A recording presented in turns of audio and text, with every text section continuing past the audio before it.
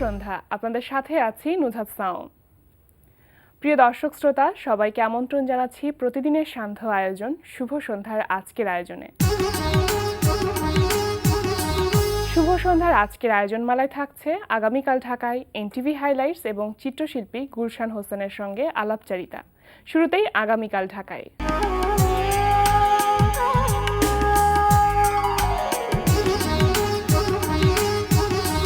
আগামীকাল ঢাকায় প্রথমেই জানিয়ে দিচ্ছি মঞ্চনাটক প্রদর্শনীর সময়সূচি।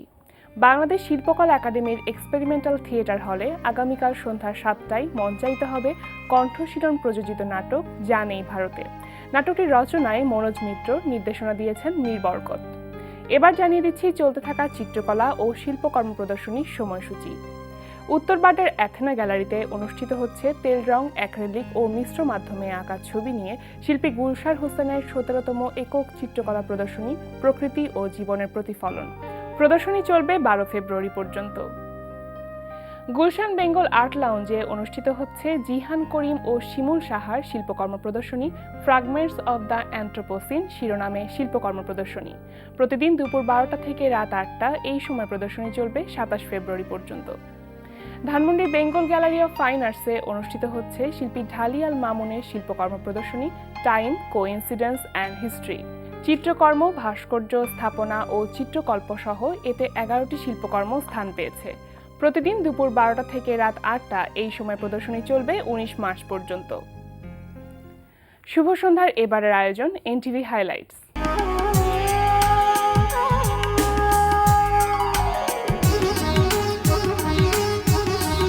এবার জেনে নিন কি কি থাকছে এনটিভির রাতের অনুষ্ঠান সূচিতে। সন্ধ্যা 6টা 45 মিনিটে দেখবেন মোহাম্মদ নুরুজ্জামানের প্রযোজনায় চলচ্চিত্রের গান নিয়ে অনুষ্ঠান ফেয়ার অ্যান্ড লাভলি রূপালী পর্দার গান।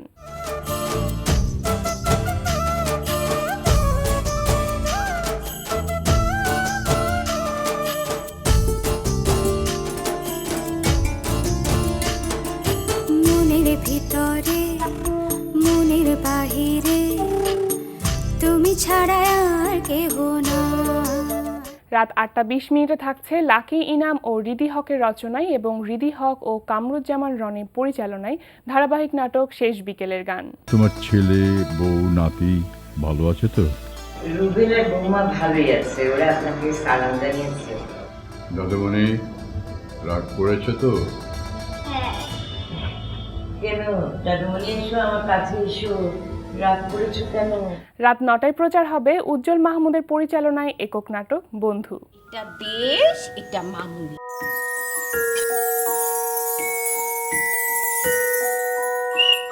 দেশ, তুমি থামো।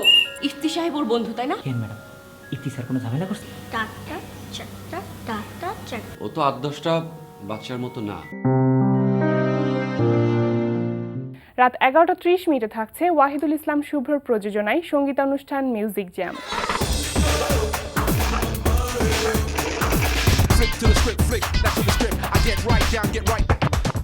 রাত 12টায় থাকছে টক শো এই সময়।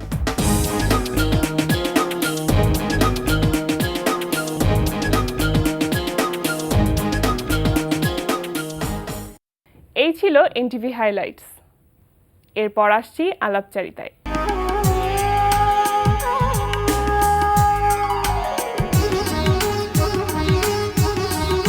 উত্তরবাড্ডার অ্যাথেনা গ্যালারিতে অনুষ্ঠিত হচ্ছে তেল রং, অ্যাক্রিলিক ও মিশ্র মাধ্যমে আঁকা ছবি নিয়ে শিল্পী গুলশান হোসেনের 17তম একক চিত্রকলা প্রদর্শনী প্রকৃতি ও জীবনের প্রতিফলন। প্রিয় দর্শক, আমাদের আজকের অতিথি চিত্রশিল্পী গুলশান হোসেন। প্রদর্শনী সম্পর্কে জানতে চলুন কথা বলি তার সঙ্গে। শুভ সন্ধ্যা। শুভ সন্ধ্যা। কেমন আছেন? ভালো। দেশে এবং দেশের বাইরে এখন পর্যন্ত তো অনেকগুলো চিত্রকলা প্রদর্শনী আপনার করা হয়েছে, তো এবার দিয়ে 17বারের মতন আয়োজন করলেন, তো কেমন চলছে এবারের চিত্র প্রদর্শনী? আমার চিত্র প্রদর্শনী খুবই আমি যেটা ভাবিনি যে এত চমৎকারভাবে প্রথম দিনটা এমন হবে। খুবই সুন্দর হয়েছে এবং এত বোদ্ধা যারা চিত্রকলা বোঝেন এবং যারা পছন্দ করেন আসছেন এবং আমি খুবই অনার্ড যারা আমার ছবি পছন্দ করেন তারা আসছেন, এমনকি যারা আমাকে আগে আমার এক্সিবিশনে আসেননি তারাও প্রতিনিয়ত আসছেন। সুন্দর হচ্ছে আর কি। এটা আমার 17তম সোলো এক্সিবিশন। তো এখন পর্যন্ত যেহেতু প্রদর্শনী চলছে, সাধারণ দর্শকদের কাছ থেকে কেমন সাড়া পাচ্ছেন, তারা কি বলছে? তারা তো আমার এক্সিবিশনে ওরা খুব চাইছে যে আমি যেন সবসময় উপস্থিত থাকি, যেটা সবসময় হয়তো সম্ভব হচ্ছে না, কারণ সবাই চাইছে যে আমার সঙ্গে একটু কথা বলতে। তবে আবার এটাও শুনেছি যে আমি না থাকলে ওনারা অনেক কিছু ইন্টারপ্রেটটা ভালোই হচ্ছে, বিকজ আমার যে এবার কাজের ধরনটা এটা রয়েছে, আমি অ্যাবস্ট্রাক্ট শিল্পী, কিন্তু আমার অ্যাবস্ট্রাক্টের সঙ্গে আমি রিয়েলিজমটা মিশিয়েছি, যার জন্য আমি যদি না উপস্থিত থাকি দর্শকরা খুব চমৎকার করে বুঝে নিতে পারছেন যে আমি কি বলতে চেয়েছি, কি বোঝাতে চাইছেন হ্যাঁ কি দর্শকদেরকে? বোঝাতে, যেমন আমার প্রকৃতি এবং মানুষ আমার এবারকার এবং exhibition-এ- নামকরণটাই কিন্তু এরকম যে হ্যাঁ। প্রকৃতি ও জীবনের প্রতিফলন। তো Exactly. এর সাধারণত কি এই বিষয়বস্তু নিয়ে আগে কাজ করা হয়েছে, নাকি এই এক্সিবিশনকে মাথায় রেখেই এই বিষয়বস্তু নিয়ে কাজ করলেন? না, অ্যাকচুয়ালি আমার বরাবরই প্রকৃতির উপরে আমার একটা দুর্বলতা আছে। প্রকৃতি মানে আমরা যেহেতু শিল্পী, আমরা তো সমাজের বাইরে নই, তাই এই জন্য শুধু প্রকৃতি নিয়ে যদি কাজ করো, প্রকৃতি, সমাজ, মানুষ এগুলো নিয়েই তো জীবন। তো আমাদের একটা দায়বদ্ধতা, সামাজিক দায়বদ্ধতা থেকেই যায়। আমি যেরকম প্রকৃতি প্রেমী, প্রকৃতিতে যে মানে আমাদের নদী শুকিয়ে যাচ্ছে, গাছ কেটে ফেলা হচ্ছে, এটার উপরে যেমন আমি ইমফ্যাসিস দিয়েছি, প্রকৃতির সৌন্দর্য নিয়ে যেমন আমি এটার উপরে প্রকাশ করেছি, অ্যাট দ্য সেম টাইম আমাদের নারীদের উপরে যে অত্যাচার করা হয়েছে এবং গার্মেন্ট যারা ওয়ার্কার ছিল তাদের উপরে করা হয়েছে, তারা যে আগুনে পুড়ে মারা গেল, সেটার উপরে আমার বেশ অনেক রকমের ফোকাস আছে যে আমরা মানুষকে ভালোবাসি, প্রকৃতিকেও ভালোবাসি। তো এইটার উপরে আমার পুরো এক্সিবিশনের কাজ, এবং মানুষ কিন্তু প্রকৃতিরই একটা অংশ। সেটাই। তো এই যে এই বিষয়বস্তু নিয়ে যে কাজ করলেন, এই বিষয়বস্তু আপনি যেটা বলছিলেন যে সাধারণ দর্শক অনেক ভালোভাবে নিচ্ছেন এবং বুঝতে পারছেন, তো একজন চিত্রশিল্পী হিসেবে যখন সাধারণ দর্শকদের কাছে যেই মেসেজটি দিতে চান সেটা যখন পৌঁছে দিতে পারেন, তখন আসলে ভালো লাগার অনুভূতিটা কেমন থাকে? খুবই ভালো লাগে, কারণ আমার মনে হয় যে আমরা তো শিল্পী, সামাজিক যে ব্যাপারগুলো ঘটছে বা প্রকৃতির যে ব্যাপারগুলো ঘটছে, আমি মনে করি আমরা শিল্পীরা সাইলেন্ট মেসেজের মাধ্যমে আমরা এটা প্রকাশ করতে পারি, এবং যেটা খুবই জরুরি, যেটা চমৎকারভাবে কোনো মানে কাউকে পুশ করে নয়, চমৎকারভাবে এবং মানে আমরা কাব্যিকভাবে আমরা সমাজের কাছে আর্টিস্টিক ওয়েতে মেসেজটি পৌঁছে দেওয়ার চেষ্টা করা হয়, পৌঁছে দেওয়া যায়, এবং আমার মনে হয় এটা খুব ফলপ্রসূ হয়। আপনি যখন কাউকে কোনো কিছু রাগ করে বলবেন যেটা অতটা ভালো কাজে দেবে না, ভালোবেসে বললে আমার মনে হয় এটা অনেক বেশি কাজে দেবে। এবং আমার মনে হয় যে আমরা যে ছবি আঁকছি কতটা ভালোবেসে, কতটা শ্রম, কতটা হার্ডওয়ার্ক, এটা যে কোনো দর্শক আমরা যে মেসেজটা দিতে চাইছি আমার মনে হয় খুব পজিটিভভাবেই নেবেন। এই যে বলছিলেন হার্ডওয়ার্কের কথা, তো নিশ্চয়ই একটা প্রিপারেশন ছিল। কবে থেকে আসলে এই পরিকল্পনাটা করেন এই এক্সিবিশনটি করার? অ্যাকচুয়ালি এক্সিবিশনে আমরা তো আমি অ্যাকচুয়ালি প্রতিদিনই ছবি আঁকি। অনেকে আমি জানি না, আমার যেমন প্রতিদিন ক্লাস নিতে হয়, প্রতিদিনের কাজ, প্রতিদিন আমি একটা বেসরকারি ইউনিভার্সিটিতে সহকারী অধ্যাপক হিসাবে কাজ করছি, কিন্তু অ্যাট দ্য সেম টাইম আমি প্রতিদিনই কাজ করি। যেমন যারা গান করেন তারা প্রতিদিন সাধনা করেন, আমি মনে করি প্রতিদিন আমাদের শিল্পীদের কাজ করাই উচিত, যাই হোক না কেন, সে ড্রয়িং হতে পারে বা স্টুডিওতে কাজ হতে পারে। তো এটা না হলে নিজের উপরে কনফিডেন্সটা আস্তে আস্তে কমে একরকম যায়, চর্চার মধ্যে দিয়ে থাকা উচিত। সত্যি কথা। তো এটা হয় যে এই যে আমার এক্সিবিশনটা, এটা অনেকদিন আগে থেকেই অ্যাথেনা গ্যালারির নীলু মোর্শেদ আপা অনেকদিন আগেই বলেছিলেন, উনি আমাকে অনেক স্নেহ করেন এবং আমার খুব চমৎকারভাবে আমি তখন থেকেই প্রিপারেশন নিচ্ছি। ছবি তো রোজই আঁকা হচ্ছে, তো জমছিল ছবিগুলো। তখন আমার মনে হলো যে না, আমি 2013-তে লাস্ট সোলো করলাম। এটা হলো আমি রাশিয়াতে গেছিলাম, রাশিয়াতে একটা ইন্টারন্যাশনাল আর্ট সিম্পোজিয়াম ছিল, সেখানে আমি 78টা দেশ পার্টিসিপেট করেছিল, এটা ইউনেস্কো অর্গানাইজ করেছিল, সেখানে আমি গ্র্যান্ড অ্যাওয়ার্ড পেয়েছি। তো তখন রাশিয়ান অ্যাম্বাসাডারের বাড়িতে আমার লাস্ট সোলো হলো, যেটা 2013-তে। তারপরেই আমার প্রিপারেশন ছিল যে আমি নেক্সট সোলো কবে করব। তো তখন থেকেই ছবি আঁকা।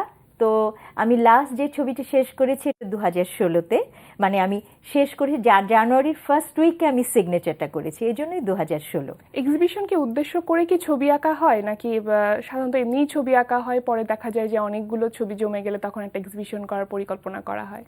অ্যাকচুয়ালি আমি যখনই ছবি তো প্রতিদিনই আমি আঁকি, আমি বলেছি প্রতিদিনই স্টুডিওতে কাজ করি, তবে যখনই একটা এক্সিবিশনের পরিকল্পনা করি তখন একটা থিম মাথায় রাখি। একটা থিম মাথায় রাখলে তাহলে হয় কি ডেস্টিনেশনে পৌঁছানোটা আমার মনে হয় সহজ হয়। তো আমার যেরকম এবার ফোকাস ছিল যে মানুষ, প্রকৃতি এবং আমাদের যে আমাদের নারীদের উপরে যে ব্যাপারগুলো হচ্ছে, যে এটা যেন না হয়। যেমন আমি এশিয়ানে গ্র্যান্ড অ্যাওয়ার্ড পেলাম, এটা তাজরিনের যে ওয়ার্কারগুলো ছিল তাদের যে গায়ে আগুন ধরে কি মানে মর্মান্তিক একটা পরিবেশ হয়েছিল, সেটার উপরে ফোকাস করেছিলাম। ঘটনাগুলোকে ক্যানভাসে রূপ দেওয়া হয়। এটাই। আর আপনার ছবিগুলোতে আমরা দেখেছি যে নীল, সবুজ এবং লাল একটা রঙের প্রভাব আছে, এরকম একটা ব্লুইশ একটা প্রভাব আছে।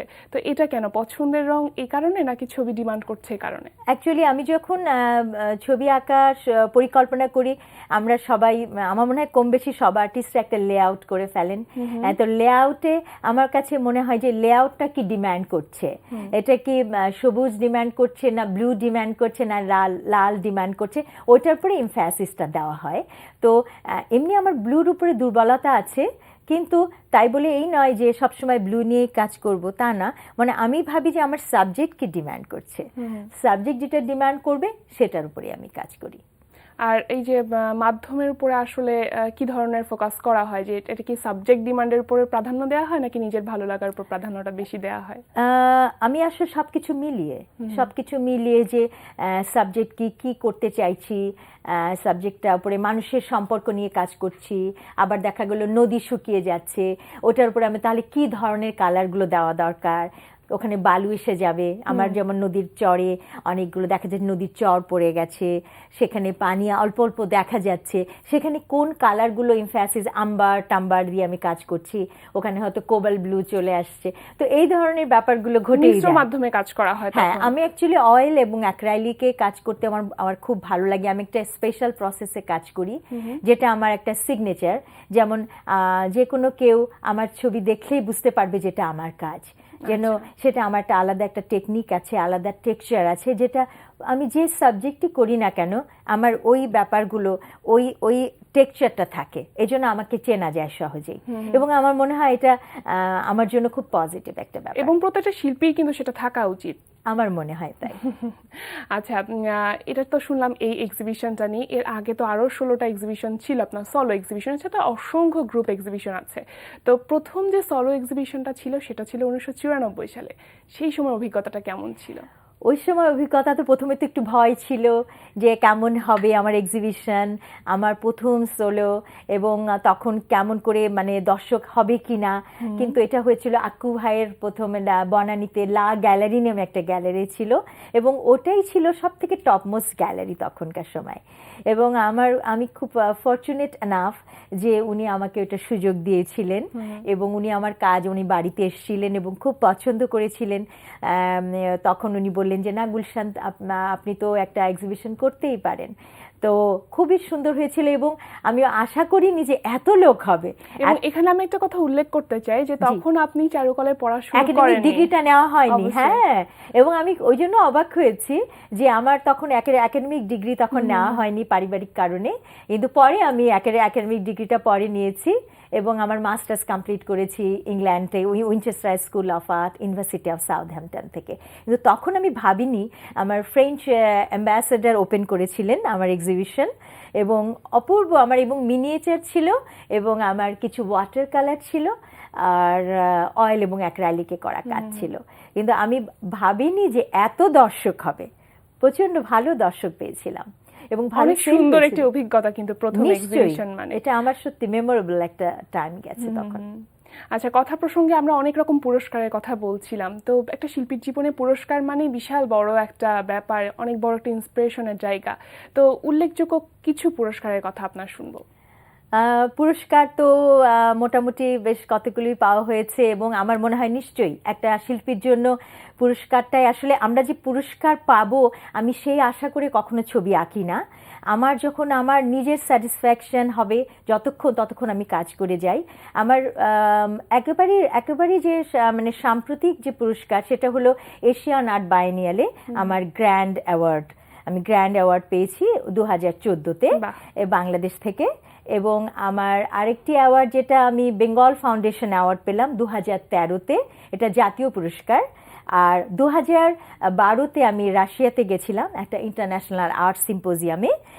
সেখানে ইউনেস্কো অর্গানাইজ করেছিল এবং 78টা দেশ পার্টিসিপেট করেছিল, এবং আমি খুব ফরচুনেট এনাফ যে বাংলাদেশ থেকে আমি একাই গিয়েছিলাম, এবং ওখানে আপনি শুনে খুশি হবেন, ওখানেও আমি গ্র্যান্ড অ্যাওয়ার্ড পেয়েছিলাম এবং স্টার অফ দ্য সিম্পোজিয়াম হয়েছিলাম আর কি।